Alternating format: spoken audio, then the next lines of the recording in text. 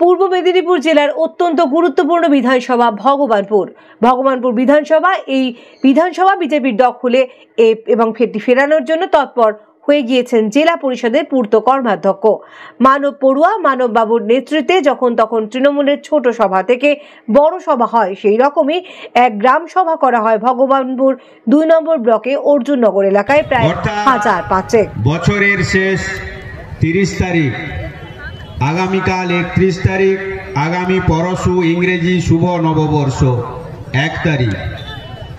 তাই এরকম একটি দিনকে বেছে নেওয়ায় আমি ধন্যবাদ জানাচ্ছি এই কারণে যে বছরের শেষে আমাদের সঙ্গে এই এলাকার বেশিরভাগ ভোটারদের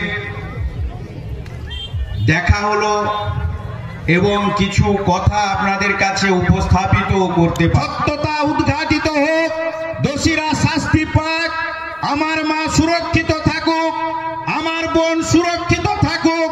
বাংলার মুখ্যমন্ত্রী মমতা বন্দ্যোপাধ্যায়ের চেয়ে মায়েদের সমস্যা নিশ্চিতভাবে কেন্দ্রের মোদী সরকার খুব বেশি উপলব্ধি করতে পারে না।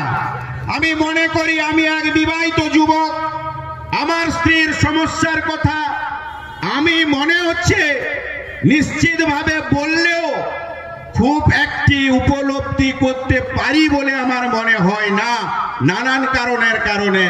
কিংবা একজন পুরুষ হিসেবে সম্পূর্ণরূপে এক মার সমস্যার কথা উপলব্ধি করাটাও কঠিন ব্যাপার। কিন্তু বাংলার মানবিক মুখ্যমন্ত্রী তিনিও মা, তাই মায়েদের অসুবিধা, মায়েদের সমস্যা, ব্যক্তিগত জীবনযাত্রার ক্ষেত্রে তাদের যে আর্থিক সমস্যা, সম্মান নিয়ে যে সমস্যা, অধিকার নিয়ে যে সমস্যা, আমার পাওনা আমি স্বামীর কাছ থেকে পাবো না, আমার বাড়ির পরিজনের কাছ থেকে পাবো না, আমার অধিকার আমি পাবো বাংলার মুখ্যমন্ত্রী মমতা বন্দ্যোপাধ্যায়ের ঐতিহাসিক যে প্রকল্প লক্ষ্মী ভান্ডার, আজকে সারা ভারত। সেখানে কিন্তু দেখতে পাবেন যে রাজনৈতিক হিংসা,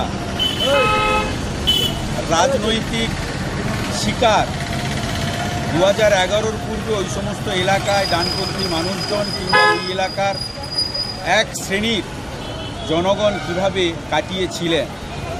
পরবর্তী সময়ে নানান লড়াই সংগ্রাম, গণ আন্দোলনের মধ্য দিয়ে মমতা বন্দ্যোপাধ্যায়ের নীতি আদর্শকে সামনে রেখে ওই গ্রাম পঞ্চায়েত ধীরে ধীরে আজকে রাজনৈতিকগতভাবে নয়, প্রশাসনিকগতভাবে নানান ডেভেলপমেন্ট গ্রামের প্রত্যন্ত জায়গায় পৌঁছে দিয়েছে।